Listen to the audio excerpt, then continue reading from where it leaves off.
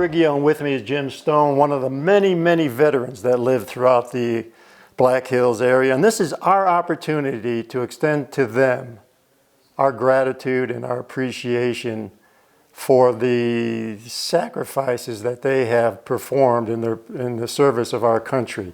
The time that they have given up out of their lives to serve our country, to make this country what it is today. So, Jim, thank you so much for spending a little bit of a time with us. So, I had a cooking background, went to commercial cooking school after high school.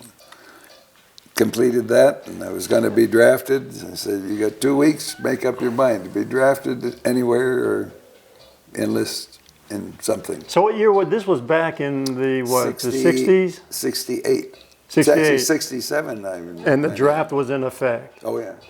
So you got, how many weeks you say? They gave me 2 weeks. You get 2 weeks to decide who you want, which group or which military organization you want to join, and what your specialty would be. Or else they're going to tell you. We'll tell you. So you had a background in commercial cooking. Commercial cooking. The Navy didn't want me. Coast Guard didn't want me. The Air Force didn't want me because I couldn't see good enough. I wore glasses. The Army, he didn't care. Can you see the wall? You're good. And he gave, if you enlist, you got 3 years commitment. You got 90 days you can go play before you show up. And we'll guarantee you a cooking MOS. Cooking MOS, a military occupation specialty. Yeah, that's why I have the specialist insignia instead of stripes on my E5. And where was boot camp? Where did you go before? Fort Lewis, Washington. 21st birthday, Fort Lewis, Washington. The MOS school was in Fort Lee, Virginia. And how long were you there? Well, I ended up being there almost 5, 6 months. I was the distinguished graduate, and they kept me. Didn't know what to do with me, so they kept me there as an instructor for several months. And then after that, you were shipped over somewhere. They decided they needed my expertise in Vietnam, so off I went. But you met your beautiful wife, too, at some point. I got a Christmas leave and proposed to her, get married sometime in a year or so, and then I called her and said, well, I'm not going to be around here 6 months from now. Do you still want to get married? And she said yes. And again, so your specialty was a line cook or basically a mess hall cook, yeah. And where were you stationed over there? Well, it was Camp Frenzel Jones. This is the 199th Light Infantry Brigade. And I was in the artillery battalion supporting the infantry battalions and the headquarters company. And I was the only one that really had the skills for cooking anything good. And I could bake, which wasn't my specialty, but I can do it. But you could bake. And so I was the night baker, which also is the relief cook. If the guys get killed or hurt in the battery, guess who goes out to take their place? So I go out to take their place. So you carried a rifle? Yes, I carried a rifle. I jumped out of helicopters too, but I don't. You jumped out of helicopters? Well, if you get near it and they're shooting at you, you have to go across the field. So make sure you're going that way when you hit the mud paddy. Well, you had to get into the camp, and I would take there was usually 3 cooks in each battery. Okay. I would go by myself for the 85 men to open C rations a lot of times, or dish up what came from the main camp. If you open enough C ration kits, you can combine the cans into a nice pot and play with it. Play with it a little bit, and it tastes pretty like good. You actually cooked it from scratch. So when you got back to the States, you still had, what, a couple of years left to serve? I had a year and a half left to serve. And what did you do in that year and a half? I was assigned to Fort Myers, Virginia was my next duty station at the General Officers Billets. Actually, it's Officers Club, but it's just for general officers only visiting D.C.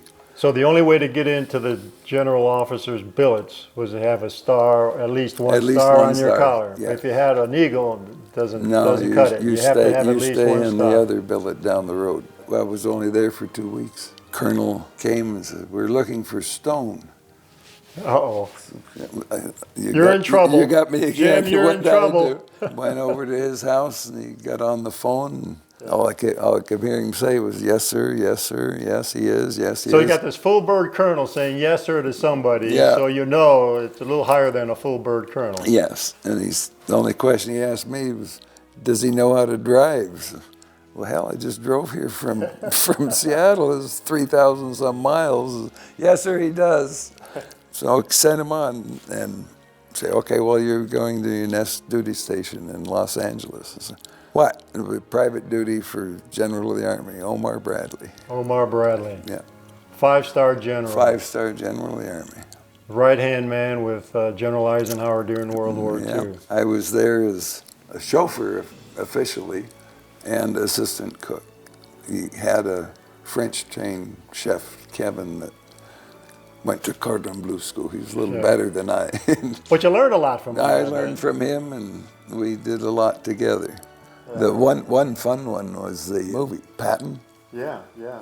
Okay, that was made while I was with him. He was the military advisor for, and McCarthy was the director. He would come up to the house frequently to go over scripts and things. In fact, Diane got to go with me to the chauffeuring the general to the opening, the premiere of it. That was a great movie. And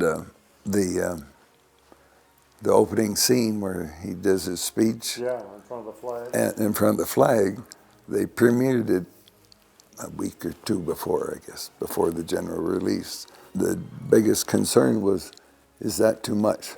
Should we cut that out of the movie? The director was asking General Yeah, Bradley, is that too much? Is that too much? And the reaction from the audience was it was perfect. And Bradley said, well, that's Patton. Of course you have to leave it in. That's the way he was. What was his favorite dish? He liked filet mignon,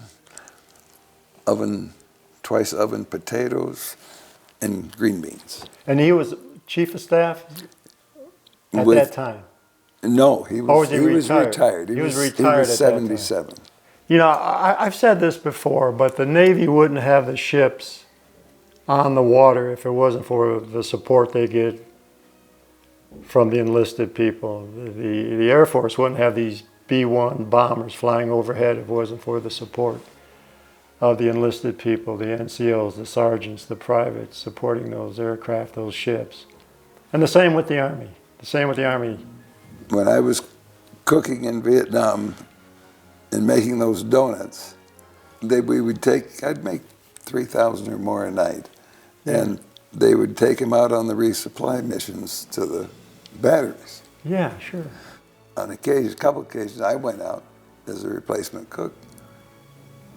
You the donut man? Oh, yeah. Yes. Why? Well, goddamn, we got to keep track of you and make sure you get back okay. 'Cause we like the donuts. We like the donuts. Jim, thank you for your service, sir. And it's a pleasure talking with you. Good to still be here.